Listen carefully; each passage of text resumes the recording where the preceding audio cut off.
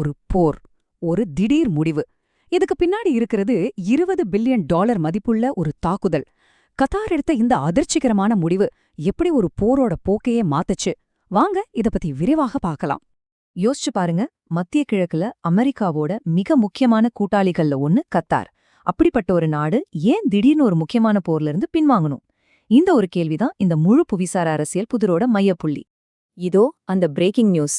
Qatar சொல்லிட்டாங்க, ஈரானோட நடக்கிற இந்த போர்ல நாங்க இனிமே இல்லைன்னு அதிகாரப்பூர்வமா அறிவிச்சிருக்காங்க. இது மத்திய கிழக்குல ஒரு பெரிய அரசியல் மாற்றத்தை ஏற்படுத்தியிருக்கு. சரி, இந்த அதிர்ச்சிகரமான முடிவுக்கு பின்னாடி என்ன காரணம்? இது புரிஞ்சுக்க நாம ஒரு வாரம் பின்னாடி போகணும். எல்லாமே ஆரம்பிச்சது அந்த ஒரே ஒரு தாக்குதல்ல இருந்துதான். சரியா ஒரு வாரம் முன்னாடி ராத்திரி நேரத்துல இந்த தாக்குதல் நடந்திருக்கு. ஈரானோட டார்கெட் எது தெரியுமா? கத்தாரோட உயிர் நாடியேன்னு சொல்லலாம், அவங்களோட ரஸ்லஃபான் எரிவாயு வயல். இது வெறும் ஒரு மிலிட்டரி அட்டாக் கிடையாது, இது கத்தாரோட பொருளாதாரத்தோட இதயத்தையே குறிவச்சு நடத்தின ஒரு தாக்குதல். ஒரு நாட்டோட வெளியுறவு கொள்கையே மாத்துற அளவுக்கு ஒரு தாக்குதல்னா அதோட விலை எவ்வளவு இருக்கும்? நீங்க கேட்க போற இந்த நம்பர் உண்மையிலே உங்களை ஆச்சரியப்படுத்தும். $20 பில்லியன். ஆமாங்க, $20 பில்லியன். இந்த ஒரு தாக்குதலால கத்தாருக்கு வருஷம் இவ்ளோ நஷ்டம் வரப்போகுது.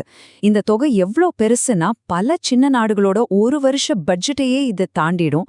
இந்த மாதிரி ஒரு நிதி நெருக்கடி எந்த நாட்டையுமே ஆட்டம் காண வைக்கும். அதோட இது ஏதோ உடனே சரி பண்ணிடுற விஷயம் இல்ல.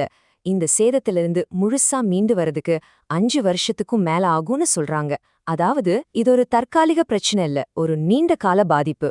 ஏன் இந்த தாக்குதல் இவ்ளோ பெரிய பாதிப்பை ஏற்படுத்துச்சு? ஏன்னா அவங்க தாக்குனா அந்த எரிவாயு வயலோட மொத்த மதிப்பே $25 பில்லியன். அதாவது ஈரான் ரொம்ப மதிப்புமிக்க ஒரு இடத்த குறிவச்சு தாக்கியிருக்காங்க. இவ்ளோ பெரிய அடி வாங்கினதுக்கு அப்புறம் கத்தார் ஒரு முடிவுக்கு வந்தாங்க. அவங்களோட பதில் ரொம்ப சிம்பிள்: போதும், இதுக்கு மேல முடியாது. ரொம்ப தெளிவா சொல்லிட்டாங்க, ஒரு போருக்காக எங்க பொருளாதாரத்தை பணயம் வைக்க நாங்க தயாரா இல்ல அப்படின்னு. சரி, கத்தார் எடுத்த இந்த முடிவு அதோட முக்கியமான கூட்டாளி நாடான அமெரிக்காவை எப்படி பாதிக்குது? வாங்க பார்க்கலாம். பாருங்க, நிலைமை ரொம்ப சிம்பிள். இதுக்கு முன்னாடி அமெரிக்காவுக்கு கத்தார் ஒரு சூப்பரான லான்ச் பேட் மாதிரி இருந்துச்சு.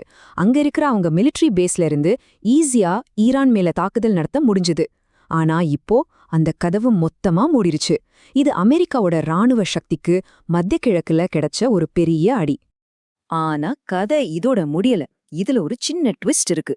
அதுதான் அந்த $6 பில்லியன் வதந்தி. இப்போ ஒரு வதந்தி பரவிட்டு இருக்கு. என்னன்னா, கத்தார் ஈரானுக்கு ரகசியமா $6 பில்லியன் கொடுத்ததா சொல்றாங்க. எதுக்குன்னா, இனிமே இந்த மாதிரி தாக்குதல் நடக்காம பாத்துக்கறதுக்கு. ஆனா ஒரு விஷயத்த நான் ரொம்ப தெளிவா சொல்லிடுறேன், இது வெறும் உறுதிப்படுத்தப்படாத ஒரு தகவல் தான். இதுக்கு எந்த ஆதாரமும் இன்னும் வரல. இந்த வதந்தி உண்மையா பொய்யா? இதுதான் இப்போ எல்லார் மனசுலயும் இருக்கிற கேள்வி. ஒரு பக்கம் இதுக்கு ஆதாரம் இல்ல, இன்னொரு பக்கம் கத்தார் எவ்வளவு பெரிய பணக்கார நாடுன்னு நமக்கு தெரியும். அவங்களோட செல்வத்தை வச்சு பார்த்தா இந்த $6 பில்லியன் அவங்களுக்கு ஒரு பெரிய விஷயமா இருக்காது. அதோட எதிர்காலத்துல வரப்போற பெரிய நஷ்டத்தை தவிர்க்க இந்த மாதிரி ஒரு டீல் போடுறது அவங்களோட இப்போதைய நிலைக்கு சரியாதான் படுது. இது உண்மைன்னு காலம்தான் சொல்லணும். அப்போ மொத்தத்துல என்ன நடந்திருக்கு? ஈரான் நடத்தின ஒரே ஒரு தாக்குதல் அது கத்தார ஒரு முக்கியமான முடிவை எடுத்து வச்சிருக்கு. அந்த முடிவு மத்திய கிழக்குல இருந்த அமெரிக்காவோட மிக முக்கியமான ராணுவ தளத்தை முடக்கி போட்டிருக்கு. ஒரே கல்லுல பல மாங்கான சொல்ற மாதிரி ஒரு தாக்குதல் அந்த பிராந்தியத்தோட அதிகார சமநிலையே மாத்தி அமைச்சிருச்சு. கடைசியா இது நம்மள ஒரு பெரிய கேள்வி கேட்க வைக்குது. ராஜதந்திரத்தை உண்மையிலே காசு கொடுத்து வாங்க முடியுமா? அப்படின்னா அமைதியோட உண்மையான விலைதான் என்ன? யோசிச்சு பாருங்க.